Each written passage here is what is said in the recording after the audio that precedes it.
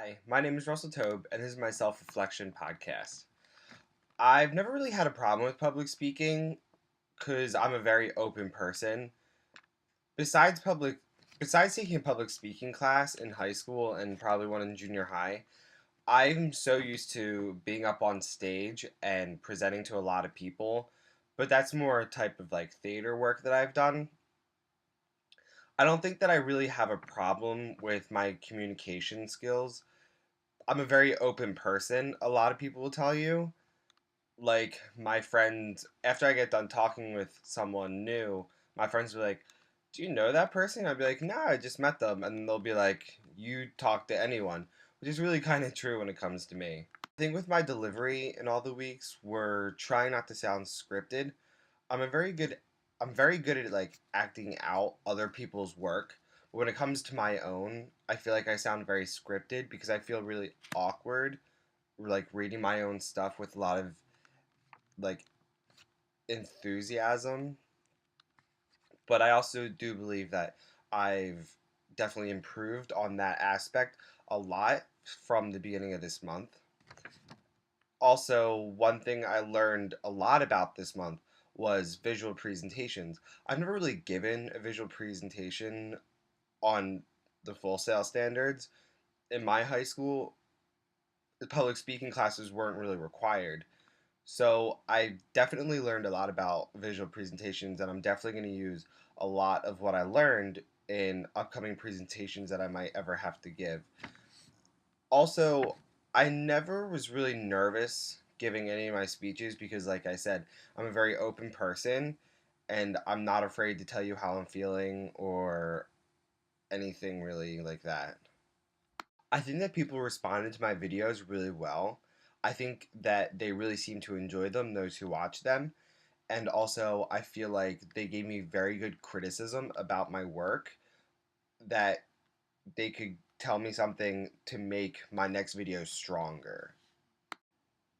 A lot of the feedback that I gave to our classmates were that try to stare at the camera more and try not to say as much, which I definitely feel like throughout the month when I watched other people's video, the less I saw people staring away at the camera or saying which I thought that was really good because people really started understanding those different concepts. I started practicing my speech probably about 15 minutes before I actually gave or started recording my presentations because there's no way that I personally could get in front of the camera or get in front of an audience and just wing my lines or wing a speech because it doesn't ever sound as good or as clear. I definitely felt like a couple of times I lost track of where I was going in a couple of my speeches. So I rambled on about random things until I remembered the spot as to where I was going or where I was in my speech. And I just practiced my speech more to try and eliminate having those problems. My favorite project or podcast that we did over the month was probably the one about where we chose someone to talk about, and it was also the first one where we added visuals because I really liked adding the visuals to what it was, and I really liked who I was talking about. But my least favorite was probably the one where I was talking about myself because I feel really awkward talking about myself because I don't want people to like think like different things about me. I would much rather them actually know me than me standing in front of someone or telling some people like this is who I am. But that's just me personally.